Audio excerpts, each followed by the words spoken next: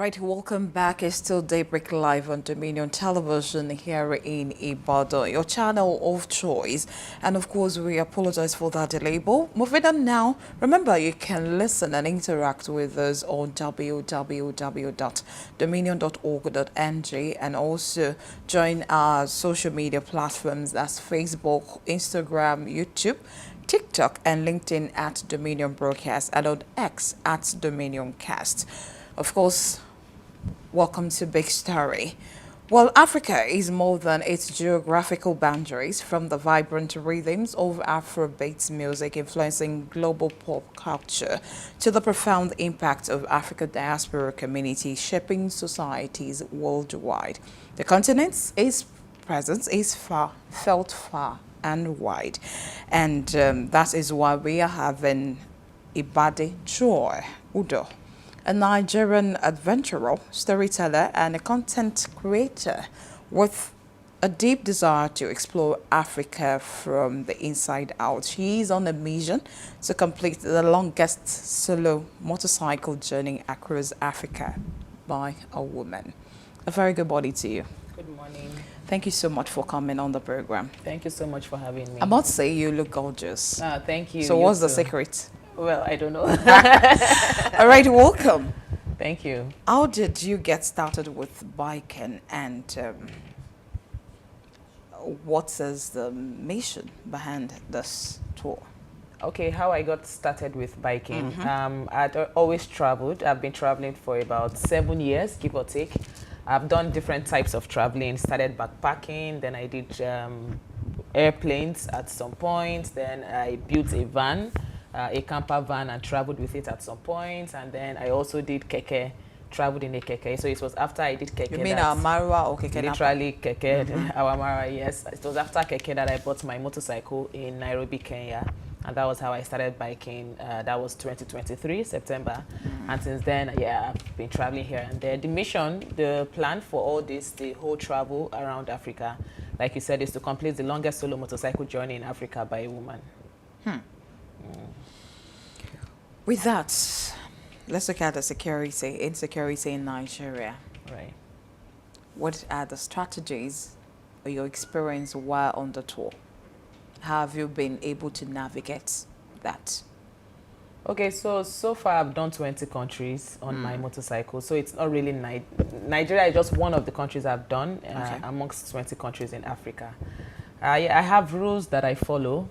I don't travel at night, for instance. I have a low sounding bike. So there are particular rules I follow for security. But I'd say I've been lucky. Yeah, averagely, I've been lucky. I've not experienced too many crazy things. Of course, several things. I've been attacked by a snake. I've had an accident, border madness and such. But yes, overall, I've been quite lucky so far.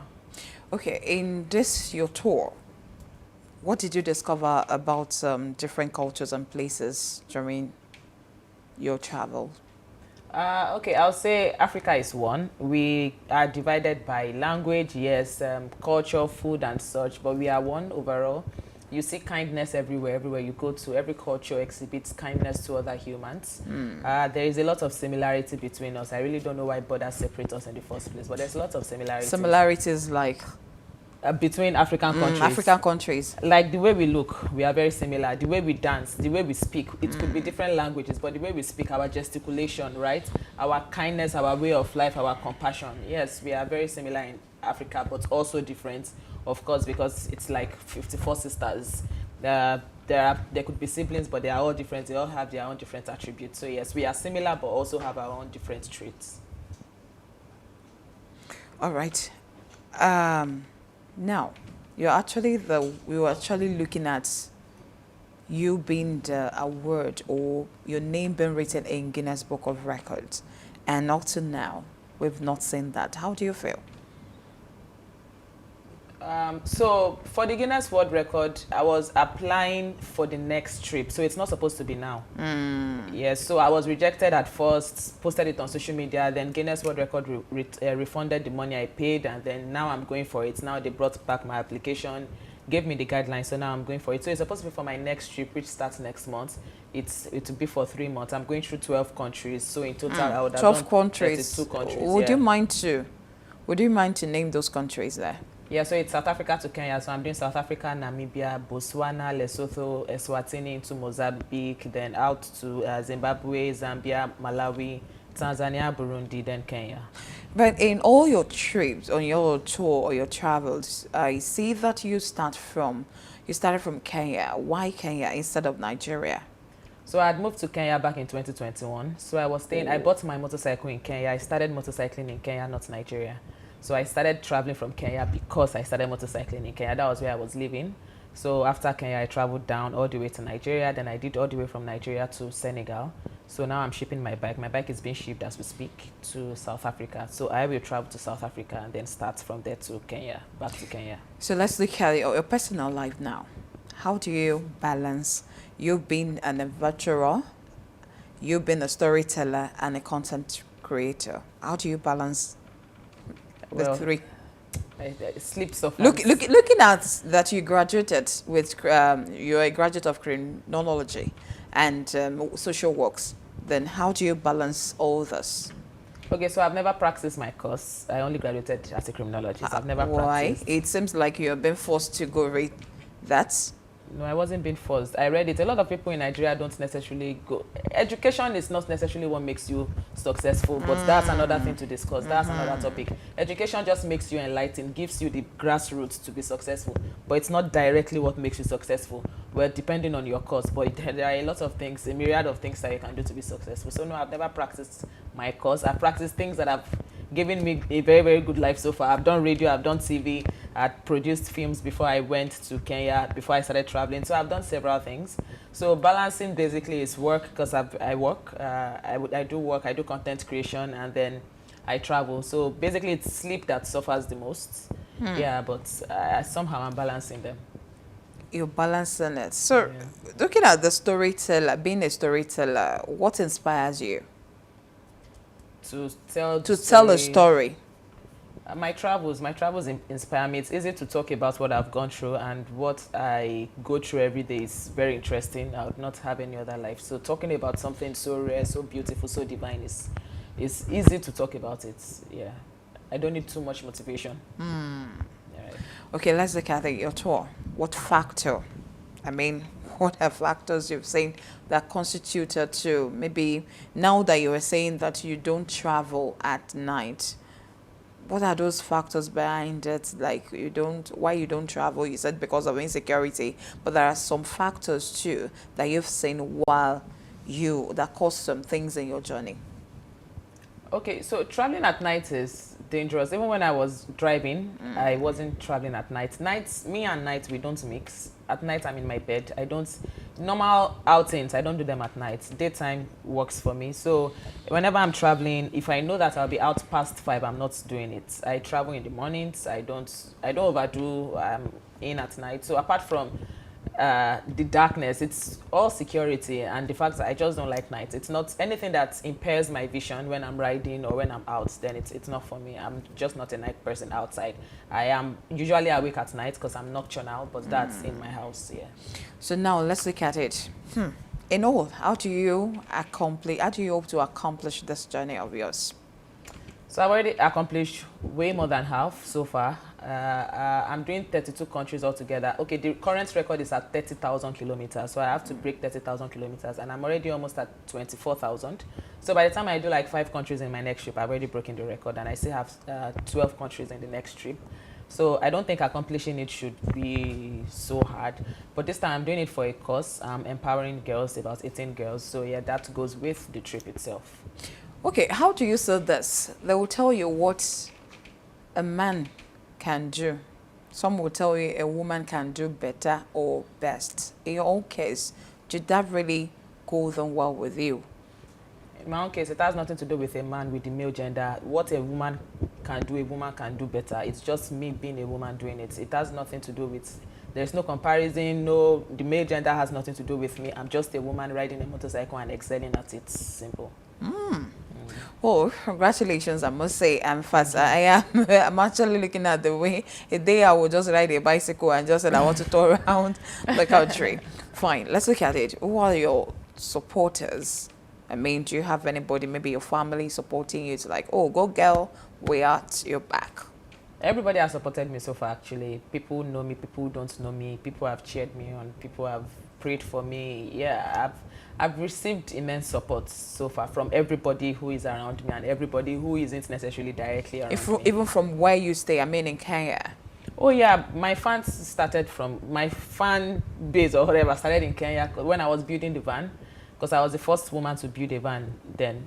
I built it from scratch. It's crap. I built it all the way for about 3 months. It was a van, a camper van. Wow. So from scrap, I built it, sitting room, bedroom, toilet, kitchen, sunroof, everything, solar panel, everything, yes, was on it. So I was the first, so I had already started building, yeah, so everything started from Kenya, then motorcycle, yeah.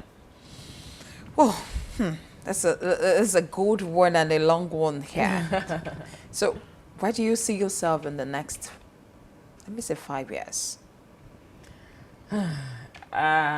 Projecting where I see myself in the next 5 years is limiting myself. My mind cannot process where I'll be in 5 years because it's be so high, so beyond this world that my mind can't see it. So saying anything now means that I am bringing myself down. Let's just imagine, like you have plans ahead of what you want to do.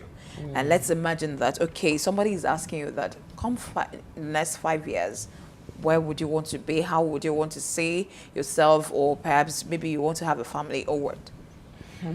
There's a chance I would have done reading somewhere around the whole continent we have. Then probably would have gone into sailing because I have plans to sail too. So yeah, 5 years, yeah. All right, let's look in at this. How do you find your path from your past? Everything that has happened around you. How do you find your path? It's unique. It's not the conventional type path. It's self-defining. I've defined my life so far, and it will keep being not something you see every day. And at what age with that? And at what? And at what age? And at what age do you define your path? At what age? At what age do you like? Okay, yes, I've defined my path to like, okay, this is what I want to do, this is what I don't want to do, and now you're a grown-up woman and you still redefine it. At what age did you sit down to think about it? I think about it every day. This is an ongoing process, so I think about it as I keep going. My path changes, it keeps evolving, and I keep thinking about it. So there is no age to think about what path you've chosen. You keep thinking about it as the age goes, because as long as you are alive, things keep changing. You are never too old to redefine, to change stuff. So there isn't a particular age, it's just an evolving process. Well, some people are being curious, like, okay, you travel from here to this country. How do you navigate your path? I mean, do you use Google Map, or it's just something that just come like, oh, they told you, or you're being told that this is how you need to go about it, or they show you the route? So I use Google Maps mostly. I have my maps, right? Yeah. Even in the remote areas? Oh yeah, depending. Okay, so you know there is offline maps, yeah, then there's the GPS. Okay. Then a lot of times I ask questions because even the place maps is showing you is probably not the good place, or maybe it's not safe, so the locals direct me. So whenever I'm in a location, the next 2 or 3 rides, I already know the best path to use because I'm asking questions as I go. Okay. I want to go back to this answer you gave me when I was talking about security. You said you don't travel at night. Do you have a particular place that you put your at? Oh yeah, since I started in Kenya, I've slept in hotels every day. I sleep in hotels every day. Remote areas too? Yes, there are guest houses. So it depends. When you travel, you know, you gauge it. You know the next place you are sleeping. So of course, I wouldn't stop in a place that there is no hotel. For instance, now if I want to leave from Lagos to, if my destination is Katsina and I want to break it into 3, of course I won't end my journey in a place that I won't see hotel because I already know the hotel I'm going to in the first place. So it's planning. You plan your trip all the way. So now we'll talk about diversity in our language. You are in Botswana now, just an example, and you really don't understand their language. How do you who interpret for you? Do you have an interpreter, or you understand the languages yourself?